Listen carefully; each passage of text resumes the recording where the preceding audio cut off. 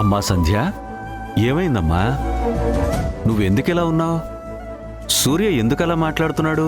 నేను ఏదైతే జరగకూడదు అనుకున్నానో, ఏ భయంతో ఇక్కడి నుంచి బయలుదేరానో అదే జరిగింది నాన్న.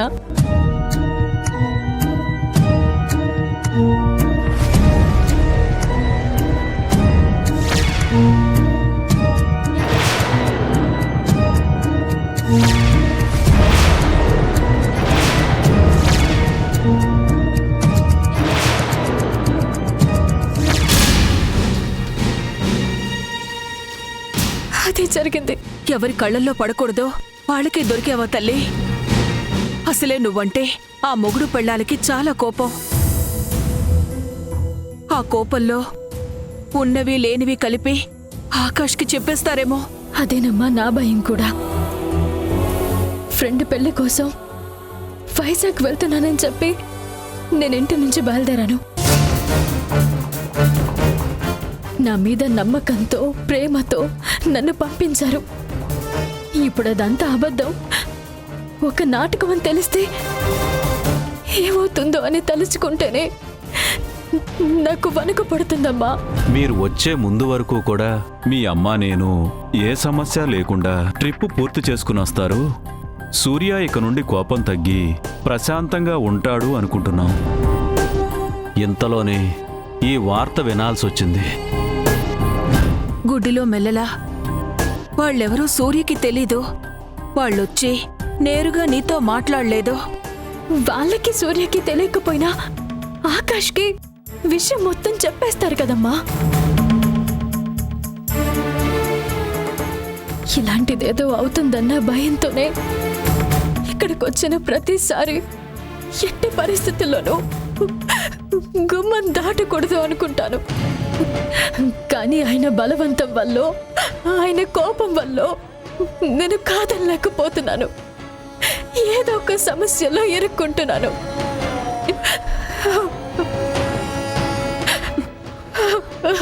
ఊరుకో తల్లి, ఊరుకో, ఊరుకోమ్మా.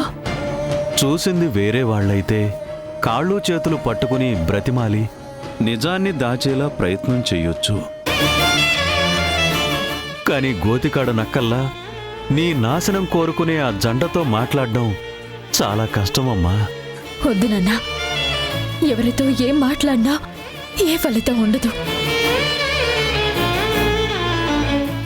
నా కర్మ ఎలా రాసి పెట్టుంటే అలానే జరుగుతుంది. లేదమ్మా, లోకాన్ని ఏలే ఆ లయకారకుడు నీకు ఏ అన్యాయం చేయుడు. ఆయన సమక్షంలో జరిగింది కాబట్టి ఖచ్చితంగా నీ వైపునే ఉంటాడమ్మా. నా వైపే ఉండేవాడైతే సమస్యనే పుట్టించాడు కదా నాన్న. చిన్న పిల్లాడి చేతిలో కీలు బొమ్మ పెట్టినట్టు ఆయనకి ఆడుకోవడానికి ఏ మనిషి దొరకక నా కన్నీళ్లతో కథ నడిపిస్తున్నాడు. నిప్పుల వంతెన మీద నడిపిస్తూ సంతోషం మీద నీళ్లు చల్లుతున్నాడు. కష్టాల్ని పుట్టించి నాలో ధైర్యాన్ని నమ్మకాన్ని చంపేస్తున్నాడు. ఏడిపించి ఏడిపించి నన్ను ఊరుకోబెడుతున్నాడు. నా కష్టాలకి కన్నీళ్ళకి అంతం లేదని మళ్ళీ పరీక్షకి శిక్షకి నన్ను సిద్ధమవ్వమని చెప్పకనే చెప్తున్నాడు. ఇలా శాపం పెట్టిన దేవుడే నాకు సహాయం చేస్తాడని నేనెలా అనుకోవాలో నాకు తెలియట్లేదు.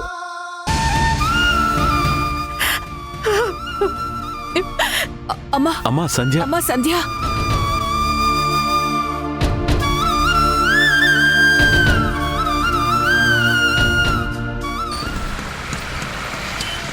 జాబిల్లి కోసం ఆకాశమల్లే వేచాను నీ రాకకై. జాబిల్లి కోసం ఆకాశమల్లే వేచాను నీ రాకకై.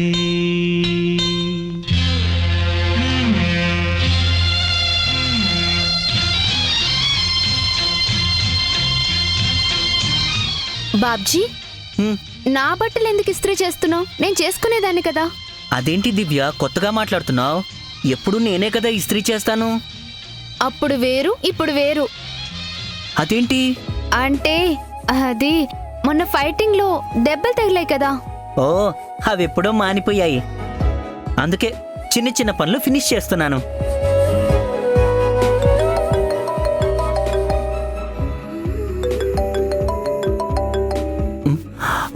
హలో కిషోర్, చెప్పరా. బాబ్జీ, నీతో కొంచెం పర్సనల్గా మాట్లాడాలిరా. పర్సనల్గానా? ఏంటా ప్రాబ్లం? నా వైఫ్ రా. ఏంటి, నీ వైఫా? ఏమైందిరా? చాలా టార్చర్ పెడుతోందిరా. నేనెంత ప్రేమిస్తున్నా తను మాత్రం నాలో వంకలు వెతుకుతోంది. తెలియక ఏదో మిస్టేక్ చేస్తే అదేదో పెద్ద నేరంలా చూస్తోంది. ఎప్పుడూ కోప్పడ్డం, తిట్టడం తప్ప దానికి వేరే ఏం తెలియడం లేదు. ఇలాంటి దాంతో బ్రతకడం కష్టం మామా. అందుకే డివోర్స్ ఇచ్చేద్దామని ఫిక్స్ అయ్యాను. ఏంటి, డైవర్సా? తొందరపడద్దురా. నాకు వేరే ఆప్షన్ కనపడడం లేదు బాబ్జీ. జీవితంలో మెంటల్ పీస్ కావాలంటే ఈ మెంటల్ దాన్ని పర్మనెంట్ గా దూరం చేసుకోవాలి. వద్దురా, నీ డెసిషన్ కరెక్ట్ కాదు. నువ్వు దూరం చేసుకునేది కేవలం నీ వైఫ్ని మాత్రమే కాదు, కలకాలం కలిసుండే నీ తోడుని. పెళ్ళైన 2 ఏళ్ళు కూడా కాకుండానే ఇప్పుడే ఇంత టార్చర్ చూపిస్తుందంటే కలకాలం ఎలా తోడుంటుందిరా? చచ్చే వరకు నన్ను కాల్చుకొని తినడం దీని టార్గెట్. ఇంట్లో ఉండాలంటేనే చిరాకు పుడుతుంది. రే కిషోర్, నువ్వు ఆవేశపడద్దు. నేను చెప్పేది ఒకసారి విను. నీ మాటలు పట్టి చూస్తుంటే నీ వైఫ్ నిన్ను కాదు, నువ్వే నీ వైఫ్ని అర్థం చేసుకోలేదు అనిపిస్తుంది. రే కిషోర్, పెళ్లి చేసుకున్నంత మాత్రాన భార్యాభర్తలు ఒకేలా ఆలోచించాలని లేదు, ఒకే అభిప్రాయంతో ఉండాలని రూలే లేదు. ఒకరినొకరు అర్థం చేసుకొని సర్దుకుపోవాలే కానీ సమస్యగా చూడకూడదురా. పెళ్లికి ముందు ఒకరి మీద ఒకరికి ప్రేమ లేకపోయినా ఆ ప్రేమ పుట్టించే ప్రయత్నం మనమే చేయాలి. నాకెందుకులే, నేనెందుకులే అనుకుంటే చివరికి మిగిలేది ఒంటరితనమే. వేదమంత్రాల సాక్షిగా పెళ్లి చేసుకున్నది చిన్న చిన్న గొడవలకి, అభిప్రాయ భేదాలకి విడిపోవటానికి కాదురా. ఎంత పెద్ద గొడవ జరిగినా చిరునవ్వుతో మర్చిపోయి అడ్జస్ట్ అవ్వటానికి.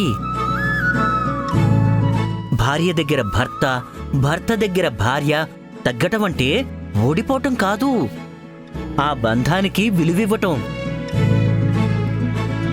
చూడు, నా మాట విని ఒకసారి నీ భార్యతో నువ్వు ప్రేమగా మాట్లాడు. అసలు తన సమస్య ఏంటో అడిగి తెలుసుకో.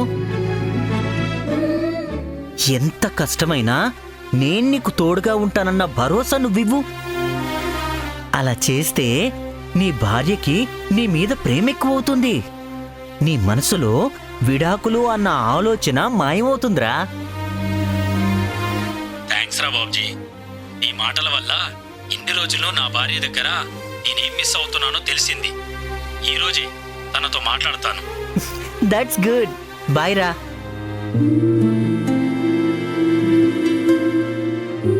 వివాహ బంధం గురించి, భార్యాభర్తల అనుబంధం గురించి బాబ్జీ చాలా బాగా చెప్పాడు.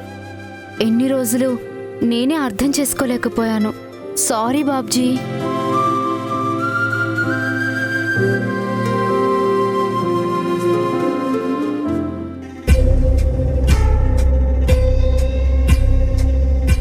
శివుడి ఆజ్ఞ లేనిదే చీమైనా కుట్టదు అంటారు. కానీ ఆ మహాతల్లి ఏకంగా బాయ్ ఫ్రెండ్ని తీసుకుని శివుడి గుడికే వచ్చేసింది.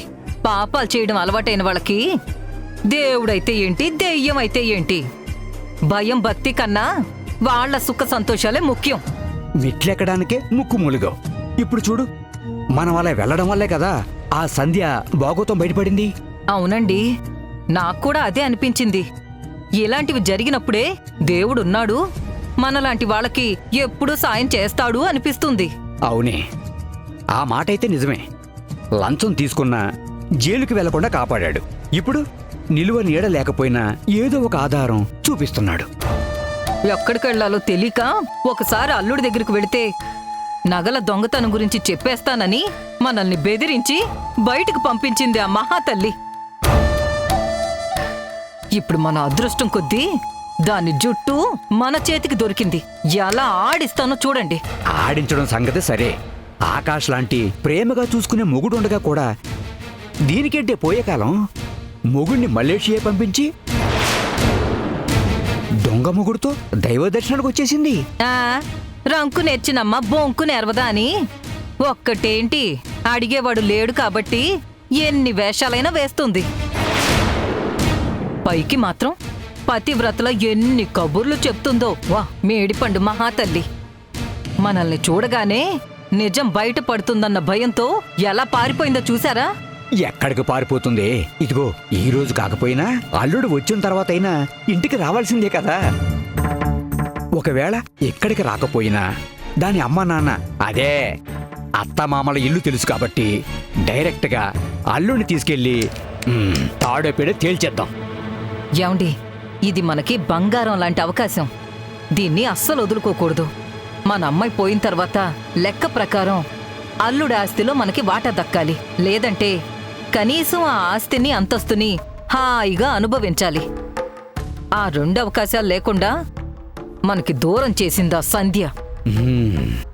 దానికి బుద్ధి చెప్పే కరెక్ట్ టైం ఇదే. అల్లుడికి అనుమానం వచ్చేలా ఉన్నదానికి కొంచెం మసాలాలు దట్టించి చెప్పి దాన్ని మెడ పట్టుకుని బయటకు గెంటేలా చేద్దాం.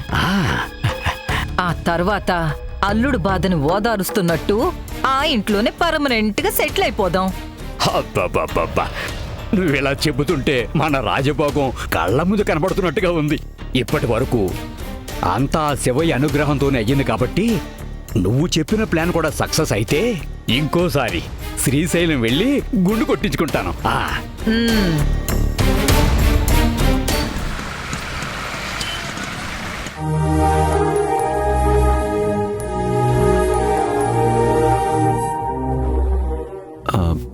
అమ్మా సంధ్య, నేను బయలుదేరుతున్నాను. సూర్యకు కూడా ఒక మాట చెప్పి వెళ్ళమ్మా. ఒక మాట కాదు, చాలా ప్రశ్నలకి సమాధానాలు చెప్పాలి.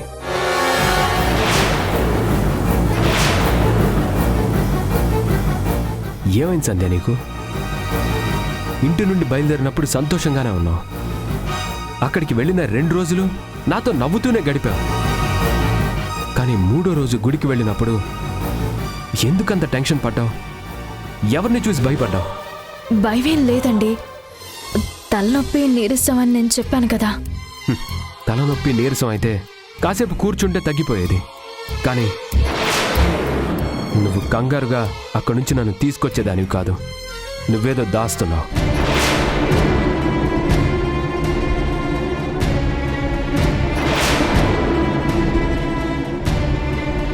కనీసం ఇప్పుడైనా చెప్పు.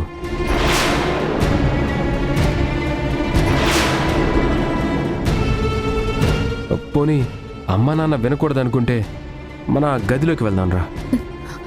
నాకైనా చెప్పు.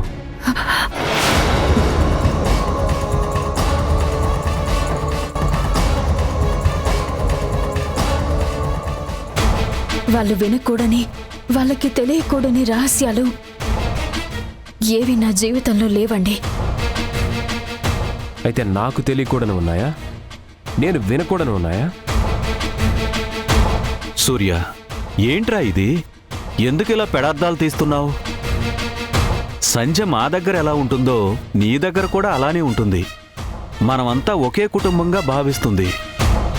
లేదు నాన్న, సంధ్య అలా ఉండటం లేదు. అందుకే బాధతో అడుగుతున్నాను.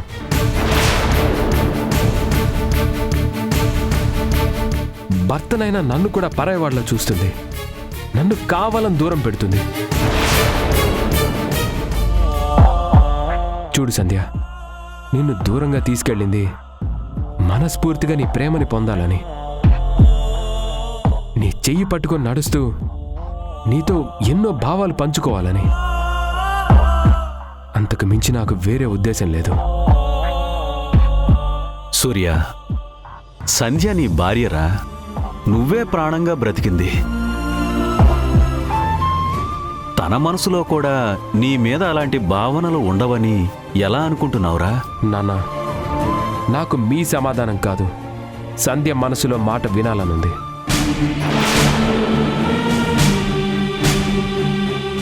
తన సమస్య ఏంటో తన మాటల్లో తెలుసుకోవాలనుంది. మాట్లాడు సంధ్య, నీ మనసులో ఏముంది? ఎంతో ఆశపడి వెళ్ళిన ఆ చోటి నుండి ఎందుకు వెళ్ళిపోవాలని కంగారు పడ్డావు?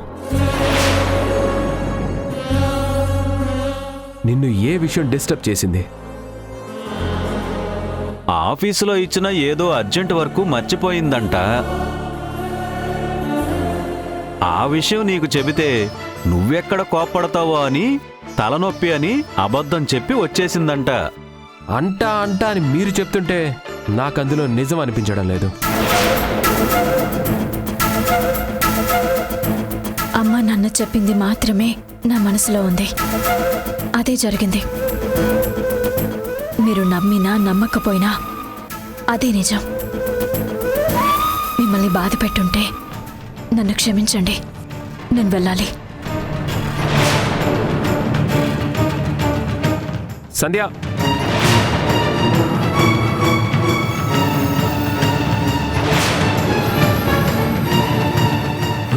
చూసారా ఎలా వెళ్ళిపోతుందో?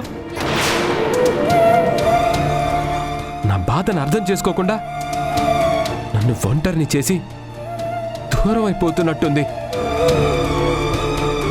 లేదు నాన్నా, అలా మాట్లాడకో. నువ్వెప్పుడూ ఒంటరివి కాదు, నీకు ఎవ్వరూ దూరం కారు. అమ్మా ప్లీజ్, ఇప్పుడు కూడా నన్ను సముదాయించాలని చూడొద్దు. సంధ్యని సపోర్ట్ చేస్తూ మాట్లాడొద్దు. అసలేం జరిగిందో సంధ్య చెప్పకపోయినా, మీరు తెలుసుకోలేకపోయినా నాకు తెలుసు.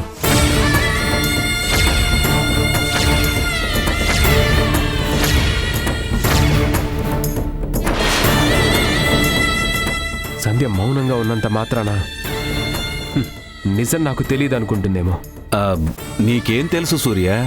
దర్శనమైన తరువాత గుడిలో పంతులు గారు సంధ్యని శీఘ్రమేవ సుపుత్ర ప్రాప్తిరస్తు అని ఆశీర్వదించారు.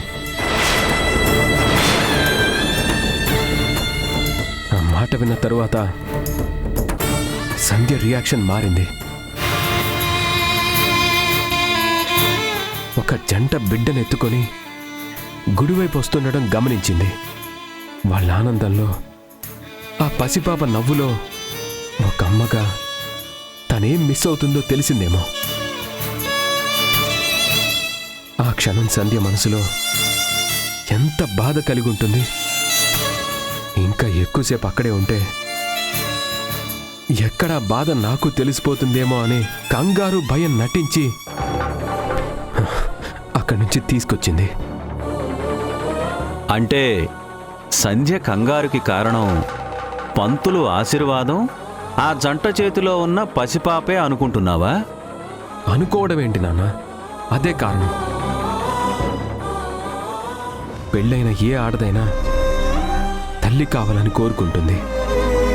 కానీ ఆ దేవుడు నాకు పెట్టిన శాపం వల్ల ఆ వరం మాకు దూరం అవుతుంది. భార్యగా తన మీద ఎంత ప్రేమైనా చూపించగలను, కానీ అమ్మాని పిలిపించుకునే అదృష్టాన్ని మాత్రం ఇవ్వలేకపోతున్నాను.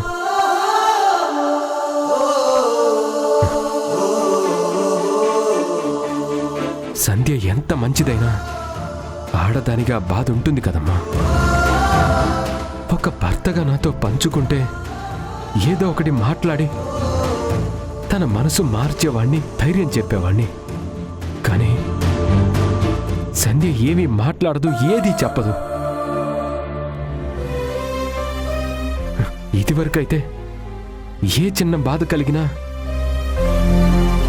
ఫస్ట్ నా దగ్గరకు వచ్చి మాట్లాడేది. ప్రేమతో నేనేం చెప్పినా వినేది.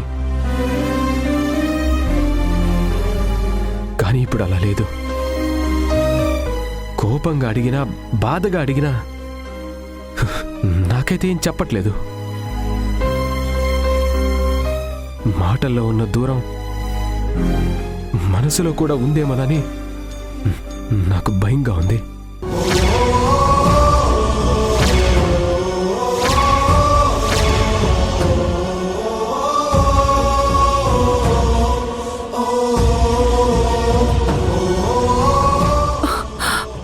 లేదురా, అలా ఎప్పటికీ జరగదు. నాన్న సూర్య, రేపే మనం హాస్పిటల్కి వెళ్ళి ఒకసారి డాక్టర్ గారితో మాట్లాడదాం.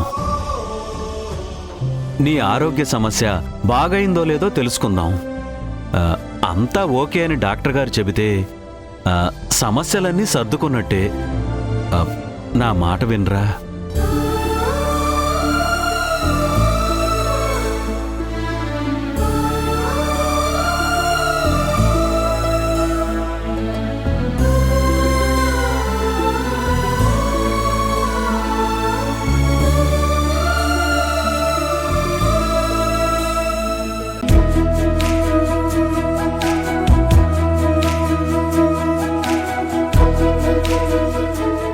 సంధ్య, ఏమండి?